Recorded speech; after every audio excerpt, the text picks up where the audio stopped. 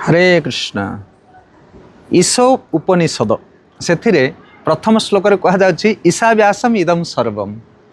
यही जगत रे भगवान जाकु जहा दरकार सब बंटन करके रखिछन्ति से आम भागरे जहा आमको ताहा मिल से चिंता करिवार किछि नाही। ए प्रसंग गोटे बढ़िया कथा। थरे गुरु शिष्य दुई जन यात्रा करने बाहर वृंदावन मथुरा द्वारका यात्रा दुई जन जाक गुरु शिष्य चली चलिक जाऊँ किंतु पाखरे थाए गोटे कमल आ भारी थंडा दिन।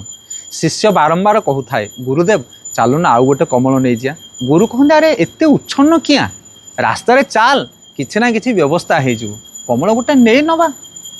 किंतु शिष्यर मन थाए खाली कमल गोटे तो कमल अच्छी गुरु महाराज से घोड़ी होइजिबे आ मु कौन करी थंडारे कौन सढ़ी मु।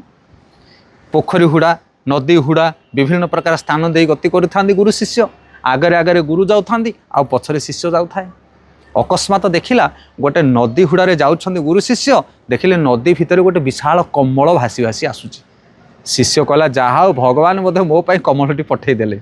से कौन कला शिष्य ना जहा गंठिली धरी गुरु शिष्य सब थोईदेला सेठी।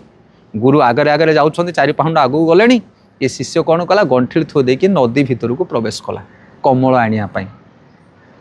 किछि समय पर गुरु महाराज पछक चाहिला सुख शिष्य ना गंठिली थुआई रास्ता कहले अरे कुआडे गलु देखला सब नदी भितर शिष्य ताको पचारे गुरुदेव कहले अरे से नदी भितर कौन पाई पशु ना गुरुदेव गोटे कमल भासिकी जाऊला ताकू आनिया पाई आसथिले ना नहीं कि आसुनु ना ये कमल नुह ना जदि कमल नुह ताकू छाड़ी देकी पलिया ना गुरुदेव ये कमल मते छाड़ुनी ना कौन पाई कमल छाड़ुनी ना गुरुदेव एटा गोटे भालुटा हरि बोल माने से भालुटा को कमल बोली भाविकी शिष्य धारण करथिला।